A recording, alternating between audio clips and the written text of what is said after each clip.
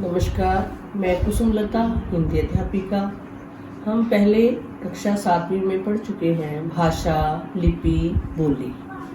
आज हम पढ़ेंगे हिंदी भाषा का महत्व और व्याकरण। इसमें हमने पहले लिखना है कि हिंदी भाषा का महत्व, जो संसार में कुल मिलाकर 2800 लगभग बोलियां भाषाएं हैं, जिसमें से 13 भाषाएं ऐसी हैं जिसे बोलने वालों की संख्या 7 करोड़ से भी अधिक है। संसार में हिंदी भाषा का इसमें तीसरा स्थान है। ये हिंदी का महत्व है कि हिंदी भाषा संसार में बोली जाने वाली भाषाओं में तीसरा स्थान रखती है। इसे बोलने वालों की संख्या 30 करोड़ के लगभग है। भारत के बाहर भी, भारत में तो हर राज्य में बोली जाती है हिंदी, लेकिन भारत देश के बाहर भी, जैसे Burma, Sri Lanka, Mauritius, Fiji, Malaya, दक्षिण और पूर्वी अफ्रीका आदि देशों में भी हिंदी बोलने वालों की संख्या बहुत भारी है। इस तरह जो हमारी हिंदी है, इसका बहुत महत्व है। यहाँ जो हमारे प्राचीन संत हुए हैं, आचार्य हुए हैं, चाहे वो उत्तरी भारत के थे, चाहे दक्षिणी भारत के हैं, जैसे आचार्य वल्लभाचार्य, विट्ठल, रामानंद आदि, ये दक्षिणी भारत के थे। लेकिन इन्होंने भी अपना जो धर्म सिद्धांत दिए हैं वो हिंदी भाषा में ही को ही माध्यम बनाया था। और चाहे हिंदी राज्य के संत थे, कवि, जिन्होंने, जैसे असम के शंकर देव थे, महाराष्ट्र के नामदेव जी, ज्ञानेश्वर, गुजरात के नरसिंह मेहता जी और बंगाल के चैतन्य जी, ये हिंदी, इनके राज्य जो है वो हिंदी भाषा भाषी नहीं थे। फिर भी इन्होंने अपने धर्म का प्रचार हिंदी भाषा के माध्यम से ही किया। ये हिंदी की महत्ता ही है कि हिंदी लोग जो हिंदी भाषा भाषी राज्य नहीं है, वहाँ के संतों ने भी हिंदी को महत्व दिया।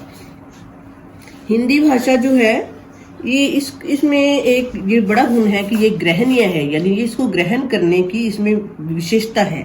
इन्होंने कई भाषाओं से कोई शब्द, मुहावरे आदि हिंदी में जो प्रचलित हो चुके हैं, इनको ग्रहण करने की शक्ति है। ये तो हमने पढ़ा हिंदी का महत्व। अब हम पढ़ेंगे व्याकरण। व्याकरण किसी भी भाषा को शुद्ध बोलने और लिखने के ज्ञान करवाने वाला विशिष्ट ज्ञान जो है वो व्याकरण कहते हैं। व्याकरण बाद में बनता है और भाषा पहले। जैसे जैसे भाषा में विकास होता है, उसको व्याकरण के नियमों में बांधा जाता है कि वो भाषा शुद्ध रहे। इससे भाषा की शुद्धता बढ़ती है। भाषा जो है पहले बनती है, व्याकरण बाद में। फिर भाषा को उसकी सीमा के अनुसार चलना पड़ता है। लेकिन इतने कठोर व्याकरण के नियमों के होते हुए भी भाषा जो है धीरे धीरे प्रवाह में विकसित होती है, तो उसमें अंतर आते जाते हैं। इस तरह भाषा में परिवर्तन भी होता है और विकास भी होता है। व्याकरण के 3 अंग हैं: वर्ण विचार, शब्द विचार और वाक्य विचार। ये व्याकरण के 3 अंग माने जाते हैं। कोई भी जो वाक्य है शब्दों से बनता है, शब्द वर्णों से बनते हैं। इसी तरह व्याकरण में इन तीनों के बारे में अध्ययन किया जाता है। जो वर्ण विचार है, वर्ण विचार के अंतर्गत वर्णों के आकार, उच्चारण, उसके मेल से जो शब्द निर्माण होता है, इन सब का अध्ययन होता है।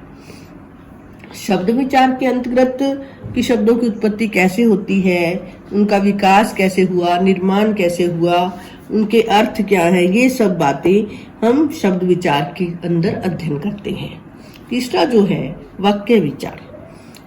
जो हमारे वाक्य हैं, वाक्य में कर्ता, क्रिया, कर्म ये होते हैं।